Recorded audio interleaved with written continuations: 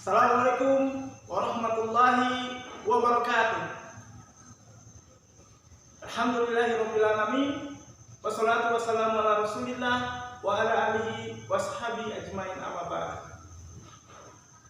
Anak-anak sekalian, sebelumnya Ustadz ingin menyampaikan selamat datang di kelas 6 Tolha bin Ubaidillah. Anak-anak sekalian, apa kabarnya pagi hari ini? Semoga senantiasa dalam lindungan Allah Subhanahu wa taala dan senantiasa dalam keadaan sehat walafiat. Baik.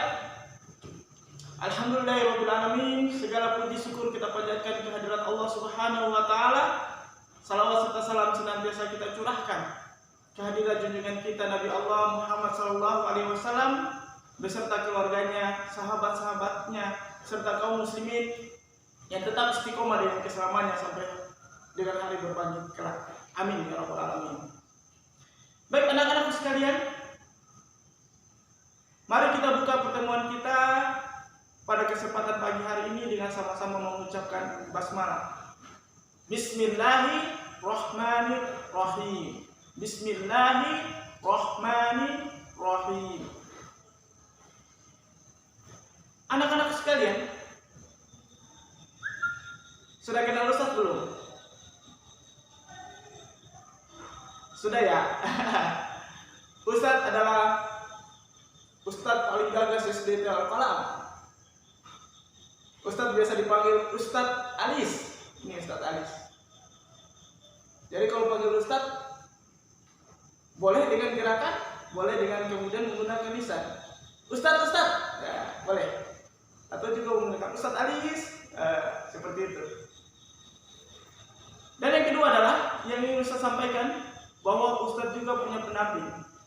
Beliau bernama Ustadz Syahril. Ini namanya saja. Nanti besok dia akan memperkenalkan diri.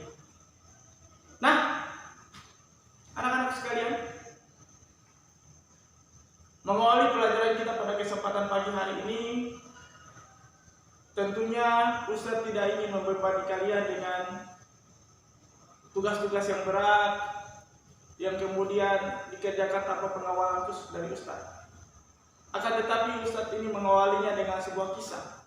Ya, kisah yang Ustadz maksudkan adalah tentang kisah dari kelas kita.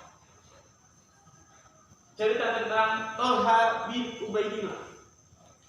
Dan nantinya selepas dari pembelajaran kita pada kesempatan pagi hari ini, Ustadz menginginkan kalian membuat resume.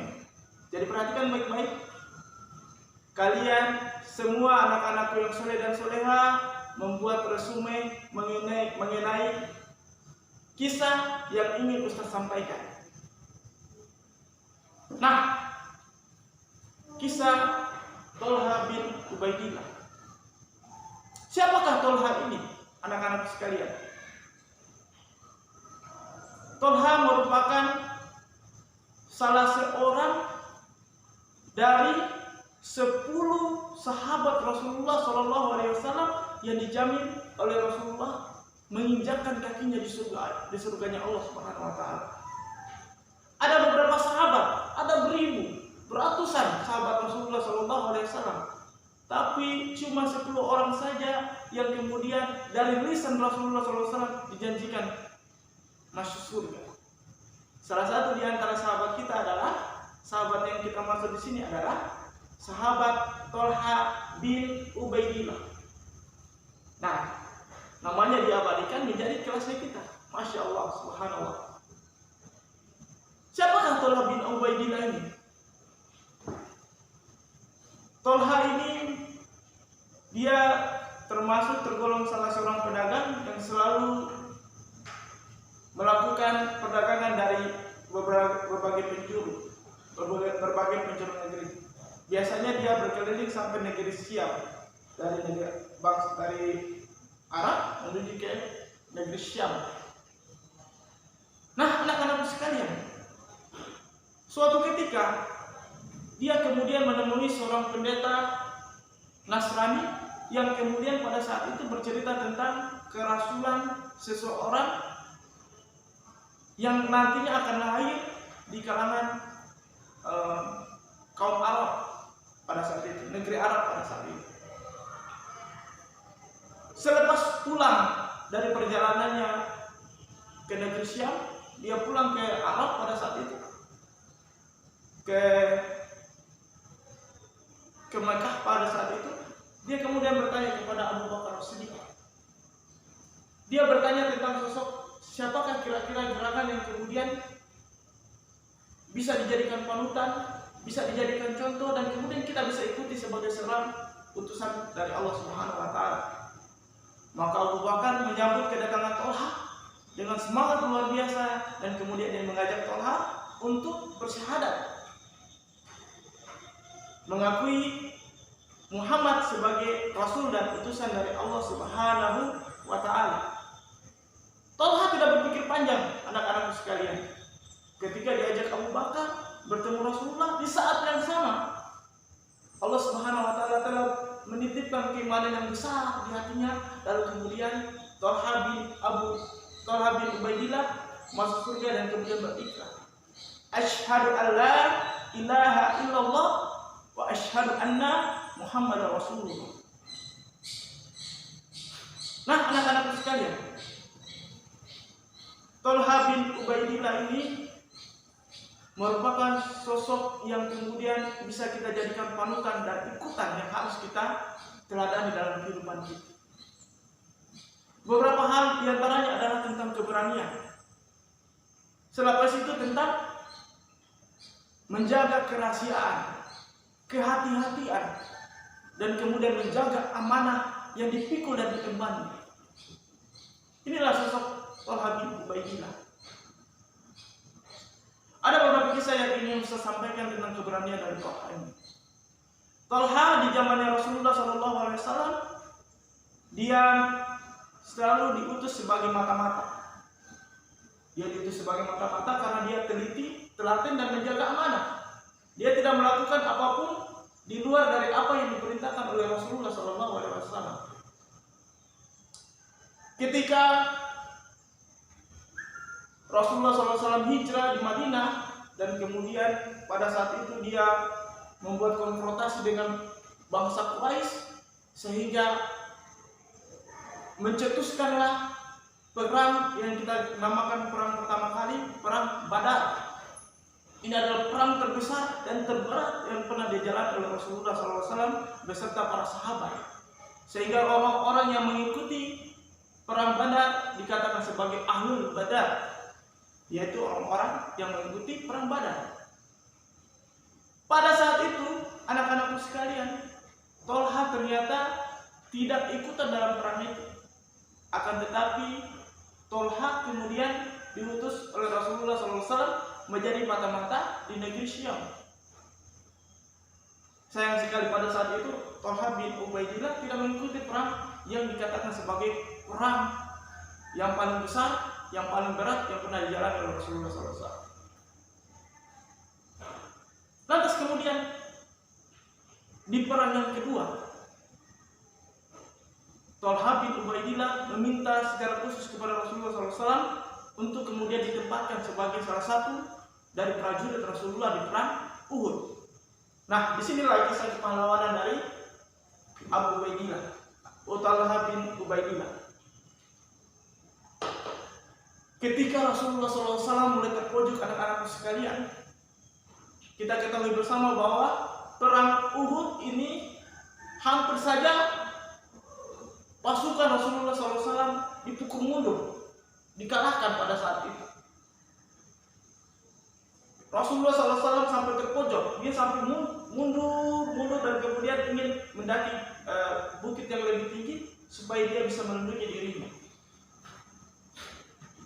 Pada saat itu gempuran kaum Quraisy yang dipimpin oleh Abu Sufyan dan Khalid bin Walid. Khalid bin Walid pada saat itu belum memeluk Islam, sehingga dia pada saat itu menjadi panglima yang paling disegani, paling ditakuti, dan dia memerintah sebagai komandan pasukan berkuda bangsa Quraisy pada saat itu. Pada saat itu Khalid bin Walid memerangi Rasulullah SAW. Khalid bin Walid mengitari bukit Uhud dan kemudian menyerang kaum muslimin dari belakang. Sedangkan dari depan mereka menyaksikan kaum Quraisy yang belum juga terpukul mundur, sehingga mereka kemudian menyerang kembali. Apa yang terjadi anak-anak sekalian? Rasulullah dan para sahabat kemudian terkepung. Dari depan bertemu algojo dari bangsa Quraisy, di bagian belakang bertemu dengan pasukan kuda. Sedangkan pasukan pemanah yang bertugas untuk melindungi kaum muslimin dari pasukan berkuda meninggalkan lokasi perang karena pada saat itu mereka mengira bahwa perang itu sudah dimenangkan oleh kaum muslimin. Akhirnya anak-anak sekalian, Talha bin Ubaidillah, Rasulullah SAW maksud Ustaz, Rasulullah SAW terpukul mundur dan kemudian terjepit pada saat itu. Para sahabat, orang-orang yang kemudian mengikuti Rasulullah SAW mendengar gosip, hoax. Ini hoax, ini bukan zaman ini saja. Di zaman Rasulullah ada juga hoax yang mengatakan bahwa Rasulullah pada saat itu sudah terbunuh. Para sahabat menjadi terpukul, kecewa, dan kemudian merasa merana. Banyak bahkan dikisahkan pada saat itu beberapa sahabat kemudian berbalik mundur ke belakang, melarikan diri dari perang itu. Talha bin Ubaidillah kemudian duduk terpukul begini. Dia bingung. Dia tidak tahu ingin melakukan apa pada saat itu. Tapi kemudian Abu Bakar menasihati. Kenapa kau duduk di situ di zaman perang ini, di saat perang seperti ini? Talha bin Ubaidillah mengatakan, aku mendengar Rasulullah SAW meninggal dunia, meninggal di perang Uhud ini sebagai syahid. Wahai Talha, kalau kau mendengar seperti itu, saksikanlah sendiri, pergi cari tahu sendiri, dan saksikanlah bahwa Rasulullah SAW mati sebagai pahlawan yang pemberani. Kemudian Talha datang, pergi menuju di mana tempat Rasulullah SAW pada saat itu berada. Ternyata disaksikan oleh Talha, anak-anakku sekalian, Rasulullah pada saat itu belum meninggal dunia di perang Uhud. Ada hoax ini, hoax disampaikan oleh bibir kaum munafik dan diteruskan oleh kaum Quraisy pada saat itu, sehingga kaum muslim pada saat itu terpukul hatinya. Lalu kemudian Talha kemudian datang menemui Rasulullah. Pada saat itu Rasulullah SAW sudah terjepit dalam keadaan terdesak dan dikisahkan bahwa gigi gerahamnya atau gigi taringnya itu telah copot kena anak panah. Jadi giginya Rasulullah SAW itu sudah copot di perang Uhud, dan dikisahkan cuma satu saja giginya Rasulullah yang copot karena Rasulullah SAW selalu menjaga kesehatan giginya dengan cara bersiwak. Kalau anak-anakku sekalian, cara menjaga giginya adalah dengan sikat gigi 2 kali, sehat. Baik, Rasulullah SAW kemudian berteriak karena pada saat itu digempur, lalu kemudian dia mengatakan, wahai sahabat-sahabatku, siapakah yang akan menjadi sahabatku di surga kelak, akan menemaniku di surga Allah kelak? Pada saat itu Talha mengatakan, wahai Rasulullah, saya ya Rasulullah, kata Talha. Lalu kemudian kata Rasulullah, Talha, kau tetap di tempatmu. Salah seorang kaum Ansar pada saat itu melindungi Rasulullah. Saya lupa namanya siapa. Dan dikisahkan ternyata yang menjaga Rasulullah adalah 11 orang saja pada saat itu. 11 orang pada saat itu. Salah satu di antara adalah ketika Rasulullah SAW mengatakan, wahai siapakah yang bisa menggempur kaum musyrikin itu? Kata Talha, saya ya Rasulullah. Setiap kali Rasulullah SAW mengatakan, siapakah yang dapat melindungiku? Siapakah yang dapat membantuku? Siapakah yang menjadi sahabatku di surganya kelak? Setiap kali Rasulullah menyeru, setiap kali itu pun Talha menjadi orang pertama yang menyanggupi. Tapi kata Rasulullah, wahai Talha, tetaplah di tempat. Tolha tetap di tempatnya, sehingga 10 orang Ansar itu meninggal dunia dalam keadaan syahid melindungi Rasulullah SAW. Lalu kemudian Rasulullah SAW bersabda, "Wahai Tolha, sekarang giliran apa yang terjadi anakku yang soleh." Tolha pada saat itu kayak singa yang lagi kelaparan. Dia menguruskan pedangnya ke kiri ke kanan, menahan gempuran musuh, dan kemudian dia menerobos masuk ke celah-celah pertahanan musuh, sehingga musuh itu kocar-kacir. Pada saat itu berapa luka tidak disebutkan, tapi Tolha menderita luka yang paling serius di bagian tangannya, sampai-sampai tangannya itu kebas, tidak merasakan lagi sakit, bahkan beberapa jarinya itu lumpuh atau terpotong.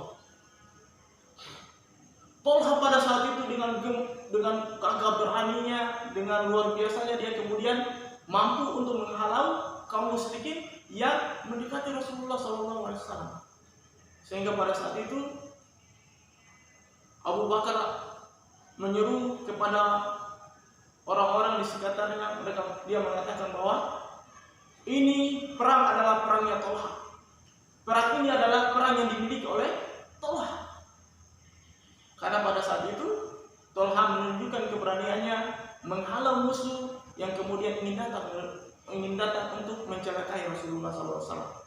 Alhamdulillah Tolha berhasil untuk melindungi Rasulullah SAW karena cintanya yang besar kepada Rasulullah. Kisah kepahlawanannya Tolha ini bukan cuma berakhir di perang Tolha saja. Kita mendengar kisah mata-mata dari Tolha ini ketika di perang Khandaq. Perang Khandaq ini, perang Parit ini, anak-anak sekalian.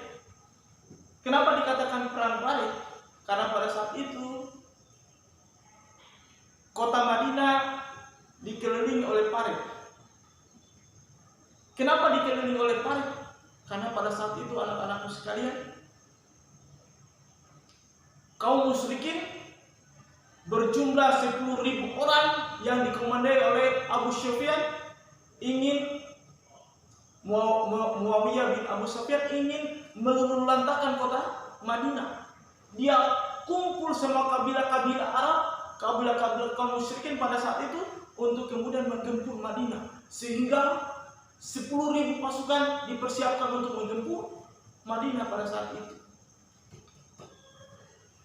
Mendengar hal tersebut dari Tolha yang mengabarkan bahwa kaum musyrikin akan datang untuk meluluhlantakkan Madinah, diperkirakan pasukan itu sebesar 10.000 pasukan.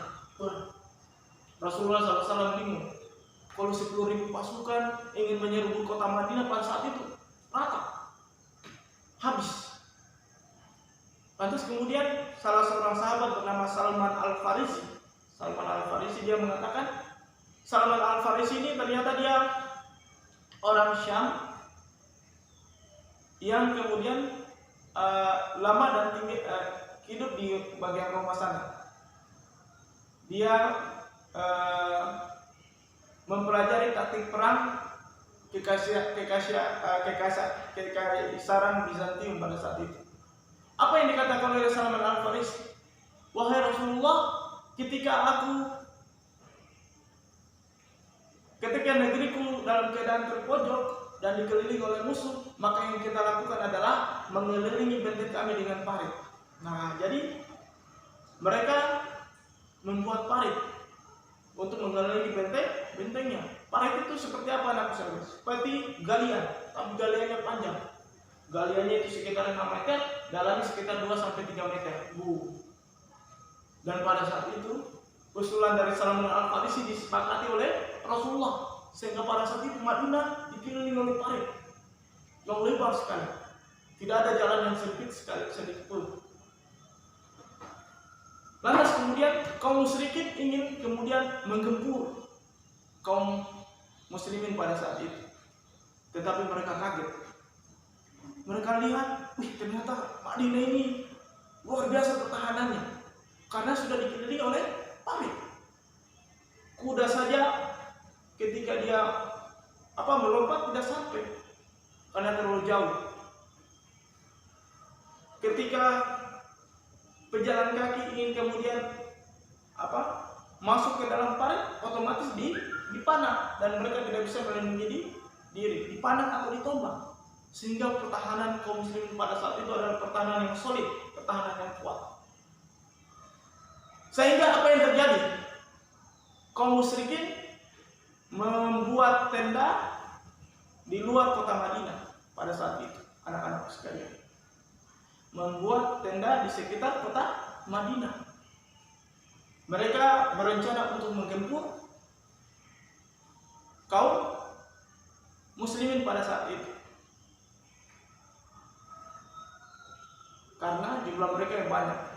Dan kaum muslimin di Madinah pada saat itu mereka dalam keadaan terjepit, tidak bisa melakukan apa-apa selain bertahan. Sehingga pada saat itu cuma satu saja taktik yang paling memungkinkan untuk dalam perang itu, yaitu taktik bertahan. Nah, anak-anak sekalian, di manakah peran Thalha bin Ubaidillah pada saat itu? Pada saat itu Thalha bin Ubaidillah diutus oleh Rasulullah SAW untuk menjadi mata-mata kaum muslimin dan masuk ke dalam tenda, masuk ke dalam perkumpulan kaum musyrikin yang pada saat itu. Apa yang terjadi? Anak-anak sekalian, apa yang terjadi selanjutnya? Pada saat itu kaum musyrikin sudah mulai putus asa karena sudah beberapa hari mereka ingin menerobos pertahanan kaum muslimin tapi tidak bisa, sehingga mereka melakukan rapat pada saat itu. Dan Thalha berhasil masuk ke dalam kumpulan orang rapat itu. Thalha masuk ke dalam kumpulan rapat di antara petinggi-petinggi kaum Quraisy pada saat itu, dalam keadaan gelap gulita dan dalam keadaan kedinginan. Pada saat itu Muawiyah bin Abu Sufyan kemudian berdiri di belakang dia mengatakan, "Wahai saudara-saudara sekalian,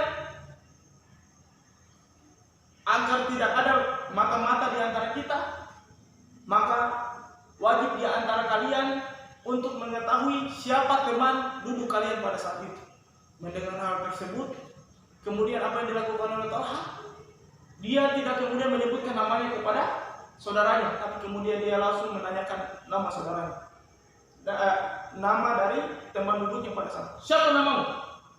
Thalha kemudian menggetar dengan suara yang keras, "Siapa namamu?" Kemudian lawan itu menyebutkan namanya dan kemudian dia lupa untuk menyebutkan siapa, untuk menanyakan siapa yang kemudian bertanya kepada dia. Pak, ini letak kecerdasannya dari Thalha bin Ubaidillah. Pada saat itu anak-anak sekalian,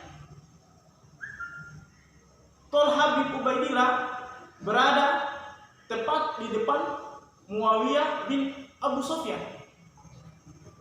Dia tepat berada di depan Muawiyah bin Abu Sufyan. Pada saat itu kalau seandainya dia menguruskan pedang dan kemudian dia menepas Muawiyah, pada saat itu Muawiyah bin Abu Sufyan juga akan mati di tempat.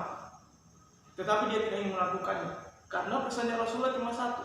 Saat itu cobalah kau masuk, telisik ke dalam, kata Rasulullah SAW, telisik ke dalam dan informasikan tentang pertemuan pada saat itu. Lantas kemudian Thalha bin Ubaidillah mengurungkan niatnya untuk kemudian memotong atau memenggal kepala Muawiyah bin Abu Sufyan, karena pada saat itu dia mengatakan, karena dia pada saat itu tidak mengingat pesan Rasulullah agar kemudian dia hanya menjadi mata-mata pada saat itu. Dia memegang teguh amanahnya. Lantas pada saat itu keputusan rapat adalah mereka ingin bertahan selama beberapa hari lagi sehingga kaum muslimin kehabisan pasokan bahan makanan dan kemudian mereka akan menyerah dengan sendirinya. Begitu keputusannya. Lantas kemudian Thalha bin Ubaidillah kemudian kembali ke sisi Rasulullah dan melaporkan kondisi dan keadaan kaum musyrikin pada saat itu, yang pada saat itu juga mereka merasa dalam keadaan ketakutan dan kekurangan bahan makanan. Sama dengan kaum muslimin pada saat itu. Tetapi kaum muslimin bertahan karena rasa cinta dan iman yang besar kepada Allah Subhanahu wa taala. Sehingga dikisahkan anak-anak sekalian dalam perang Khandaq itu kaum muslimin dalam keadaan lapar.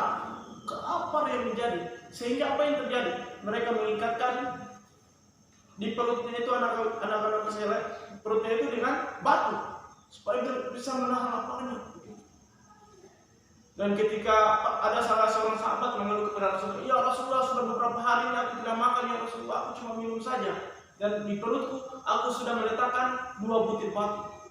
Dan ternyata apa yang terjadi anak-anak sekalian? Rasulullah membuka bajunya dan kemudian mereka mendapati ternyata Rasulullah telah meletakkan di pinggangnya 3 batu besar. Begitu. Akhirnya sahabat itu tidak lagi berani mengeluh di depan Rasulullah SAW. Nah, seperti itu kebuatan dari Thalhah bin Ubaidillah.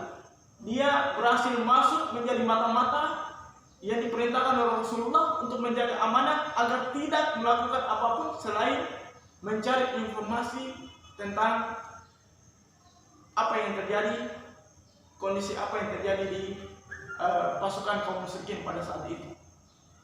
Sehingga apa yang terjadi anak-anak soleh pada saat itu sebenarnya ada kisah lagi sebelumnya. Thalhah bin Ubaidillah itu merasa sakit di matanya, sakit di matanya karena kena debu yang menerus berterbangan. Sehingga Rasulullah SAW membacakan doa sehingga matanya Thalhah itu, anak-anak sekalian, menjadi sehat kembali dan diberikan ketajaman penglihatan yang luar biasa. Nah, dua penggal cerita tentang keberanian Thalhah bin Ubaidillah di perang Uhud dan di perang Khandaq. Sekarang kita akan melihat lagi tentang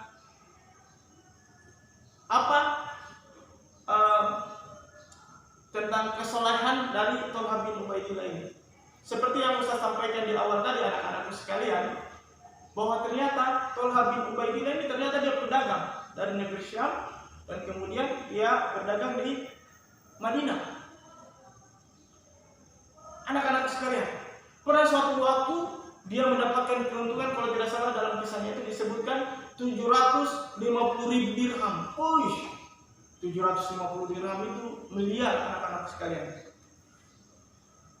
750.000 dirham emas. Apa yang dilakukan oleh Thalhah bin Ubaidillah ketika mendapati bahwa ternyata dia memiliki harta kekayaan yang banyak pada saat itu?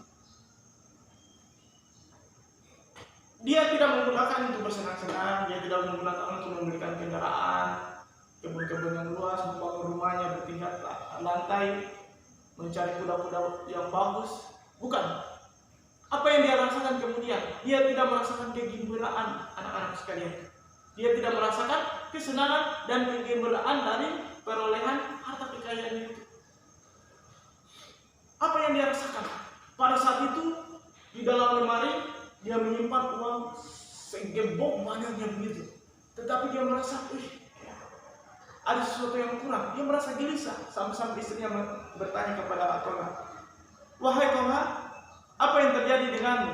Kenapa kau sampai seperti itu? Apa yang telah aku lakukan padamu? Apakah aku telah menyakiti hatimu?" Kata istrinya. "Tidak, wahai istriku. Sesungguhnya apa yang harus aku lakukan jikalau aku mendapati harta sebanyak itu dan aku merasa tidak tentram karenanya?" Maka apa yang dikatakan oleh istri Thalhah ini yang tidak kalah solehnya daripada Thalhah? Dia mengatakan bahwa kalau begitu wahai Thalhah, besok pagi setelah kau bangun tidur, berilah kaum fakir miskin dan duafa di sekitarmu, sekelilingmu, untuk kau bagi-bagikan harta itu sampai habis. Apa yang dikatakan oleh Thalhah? Sungguh engkau adalah wanita yang mulia. Pada saat itu setelah dia mendengarkan kata-kata dari istrinya, kemudian apa dia lakukan oleh Thalhah? Dia kemudian membaca doa untuk kemudian dapat tidur terlelap. Dan keesokan paginya setelah sholat subuh, dia mendatangi kaum fakir miskin dan duafa. Dia bagikan harta kekayaannya yang segembok itu banyak banyak sekali, 750.000 dirham untuk dibagikan kepada kaum fakir miskin dan duafa. Nah, anak-anak sekalian, dari Thalhah ini kita belajar tentang keberanian, kita belajar tentang kepercayaan, kita belajar tentang kejujuran. Kita pun juga belajar tentang kesolehan pribadi untuk dermawan. Makanya Rasulullah menggelari Tolha sebagai Tolha yang dermawan. Digelari juga sebagai syahidul hayy, syahid yang hidup. Jadi katakan dia sebagai orang syahid yang hidup. Dan banyak gelar-gelar lainnya yang disematkan kepada Tolha bin Ubaidillah. Nah, anak-anak sekalian, sekarang apa yang harus kita lakukan? Sekarang yang harus kita lakukan adalah mengawali pelajaran kita pada kesempatan pagi hari ini, mengawali pelajaran kita pada kesempatan yang baik di tahun ini. Kita merasa sedih, saya juga merasa sedih anak-anak sekalian. Ustaz tidak bisa membersamai kalian dalam tatap muka. Biasanya kita mengawali pelajaran dengan senyum, bermain-main, dan kemudian kita belajar dengan penuh kegembiraan. Kalau bisa kita pergi keluar dan kita menikmati udara luar, kita belajar di alam, kita belajar di luar. Atau bahkan kita selingi dengan kemudian kita nonton-nonton bersama. Kita belajar sambil gembira, kita belajar dengan bahagia. Akan tetapi COVID-19 ini merubah semua gaya hidup kita, sehingga yang kita lakukan yang seperti ini. Ustadz mengajar lewat online, Ustadz sampaikan materi dan anak-anakku sekalian mencatat apa yang Ustadz sampaikan. Semoga bisa diambil hikmah yang baik dan kemudian dituliskan. Nah, tugasnya adalah tugas di rumah. Ustadz tidak mau tuliskan. Karena kalau Ustadz tuliskan berarti kalian tidak nonton videonya Ustadz. Ustadz yang gagah sudah direkam dengan bagus tapi tidak dinonton. Kasihan ya Ustadz. Nah, tugasnya yang pertama adalah buat ringkasan dari cerita Ustadz. Yang kedua adalah buat hikmah yang dapat dipetik dari kisah yang disampaikan oleh Ustadz. Pertama, tuliskan resumenya. Yang kedua, tentang hikmah yang dapat dipetik dari kisah yang telah disampaikan oleh Ustadz. 2 nomor saja. 2 nomor ini anak-anak sekalian dikerjakan hari ini dan dikumpulkan hari Jumat. Hari ini dikerjakan dan hari Jumat dikumpulkan. Untuk hari ini demikianlah yang dapat disampaikan cerita tentang kelas kita yang luar biasa ini, kelas 6 Tolha bin Ubaidillah. Ustaz berharap semoga musibah ini cepat berlalu dan kita bisa bermain-main bersama, menikmati hari-hari kita yang ceria di kelas kita yang luar biasa, kelas 6 Tolha bin Ubaidillah bersama Ustaz Alis yang paling gagah, CSD Al-Kalam, dan Ustaz Syahril yang ganteng. Demikian saya sampaikan. Billahi taufiq wal hidayah. Assalamualaikum warahmatullahi wabarakatuh. Subhanakallahumma wa bihamdika asyhadu an la ilaha illa anta astaghfiruka wa atubu ilaik. Kita sama-sama tutup pelajaran kita dengan mengucapkan hamdalah. Alhamdulillahi rabbil alamin.